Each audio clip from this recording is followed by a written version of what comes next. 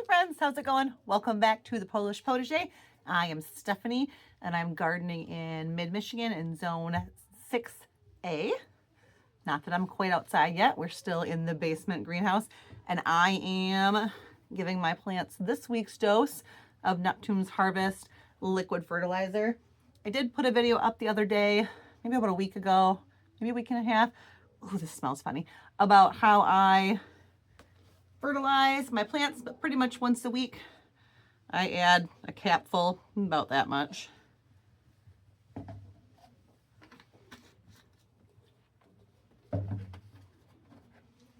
Into a gallon of water. Shake it up. Turns this fun brownie kind of color. You can't really see in the video very good. I might need a little bit more. And then I just water the plants as normal once a week. This is because my soil that I used potting soil. It's got a little bit of nutrients in it, but not very much. And as these plants get bigger and bigger, like the state that these ones are in back here, they're going to need extra nutrients if they want to continue growing inside. So to keep them growing while I wait for it to warm up outside, here we go. So I'm going to go ahead and give all of these guys a little drink, and then I'll show you how the grow room looks. So let's talk just a quick minute about maintaining seedlings inside while you wait for spring, because this is the critical part. Many times through years, I've gone crazy. I've planted a bunch of seeds, and then I've had to keep them alive inside in this kind of seesaw environment because as they grow, they're all in different stages. They need different kinds of light, different kinds of warmth. If you're germinating a pepper, for instance, it needs to be warmer. It takes a little bit of paying attention in these couple weeks before you can put them outside. So I've got this box here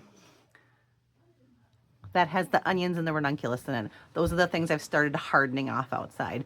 I moved all the cold weather crops into that one tray, my cabbages, things like that, so they can be the next thing to be hardened off. I'd hoped by the time I made this video to have that done already. Not the case. We have an ice storm warning for this evening. I almost went outside today in the rain and planted peas. I figured if we had a lot of rain, it was a good day to plant peas. But with an ice storm coming, I thought maybe not quite. So the first thing I need to do is make sure to have things kind of staged in groups. So I've got this pulled out, this box with things that are hardened off. It is by the light, but it's not under light anymore. It's just in the regular room light. It's getting a little bit of light off those there, but I'm taking it out of direct light. So it's ready to go outside where we might have an overcast day and it might need to not have direct light. So I'm kind of acclimating it there.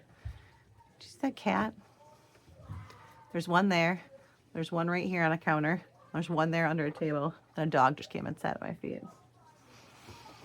I live in a zoo, straight up zoo. Oh, and I want button quail. Don't tell my husband. If you have button quail, tell me if you like them or not. All right, so out of the light. So you have to make sure that all their lighting needs to be met. 1. 2, I fertilize them. I showed you how I did that. I just fertilized everything in here. I do it once a week. I try and do it every Sunday morning. It's actually Saturday evening. But I try and do it once on the weekends so that it's kind of a consistent schedule. I don't need to fertilize things that I've planted newer. You want to wait till they get their first true leaves and then start giving them fertilizer. The third thing I need to do is keep track of pruning them. Let me show you what I mean. All right, remember these onions that are now in a box? Remember when I gave them a haircut? Look how tall they are again. I got to go through and cut these again. They're getting too long and they're getting floppy like this. So I got to go through and give them a haircut. We did the same thing with the snapdragons over here. These guys are getting really tall. There's a couple crazy outliers really tall. I need to come in with some snips and cut those all back too, as well as anything else that I kind of see in here. I've got over here my geraniums. They're trying to shoot flowers up. It's too early. I'm going to cut any flowering parts off. Peppers do that sometimes too in the house if you get them too big. So I got to go through and just clean these up, keep them in a manageable a manageable height and size until they're ready to go outside. Get off my thing right now. And then the last thing I need to do while I have plants inside is check to make sure that they are in a suitable container. These tomato plants, remember I planted a couple seeds. I need to go through and this little he's not going to make it. I need to make sure there's one tomato plant in each cell. And I need to make sure that they are doing okay. If I got branches that are kind of crisscrossing on each other, I can snip a couple bottom leaves without hurting too much. Because if they get too close, see, I'm getting curled leaves and some aren't getting as much light. I need to make sure these look a little bit better and go in and just do a little bit of damage control. So I'll probably spend tomorrow afternoon specifically looking at tomatoes, thinning them out, up potting them into different pots if they are too big. I'm going to say that none of these look like they're too big right where they're at right now, but they do need to be thinned just one per cell. So that's probably my big job tomorrow. 72 cells of tomatoes. What is the matter with you? I saved you. I saved you from a cruel and outside world. And how do you repay me? By tipping over all my containers. You're an ingrate. No treats for you tonight. All right, one other thing I want to show you here is the Dahlia sprigs that we took off of the Dahlia experiment. Okay, I'm editing this video and realized that I never showed you any of the Dahlia footage from when I cut the sprigs off, so I'm gonna insert that here. Here are our Dahlia tubers. These two are still working on setting some shoots up. Looks like they're going to, but they're taking a really long time. This guy set a bunch of them up, and this is the a la mode, and it actually looks like I've got two that I'm gonna pick off here. So what it said is that once it got a couple sets of leaves, to trim them off at the base of the tuber. So I'm gonna go ahead and grab some snips and cut those guys off.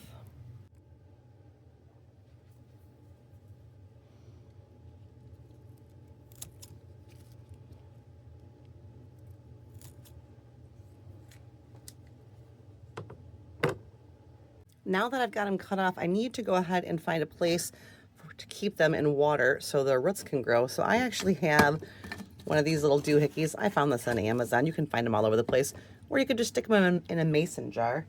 And I'm going to add water. Let me grab some water. And I'm going to fill, I'm going to fill a little bit less. That got away from me. Those are both going to overflow. I'm making a mess this morning, guys.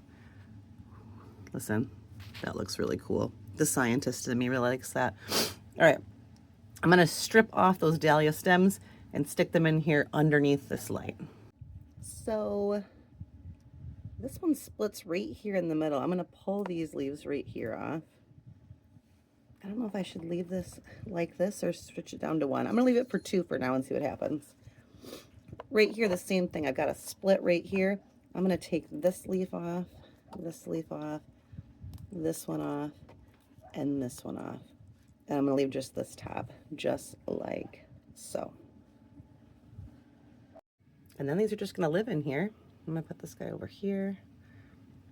And I'm going to put this guy right here.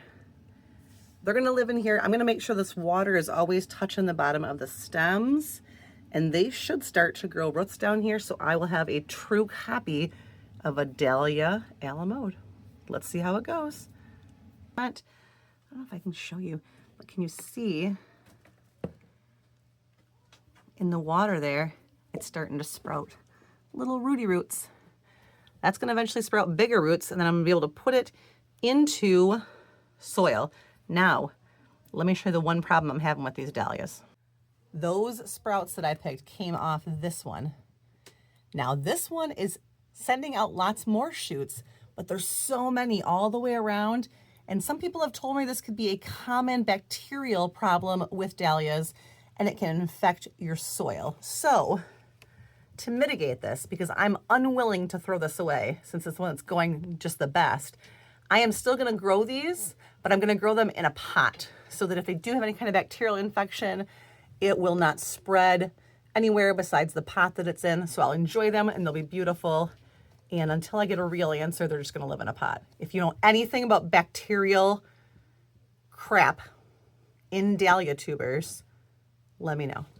All right, that's all she wrote for tonight. So I hope you enjoyed the quick little peek here.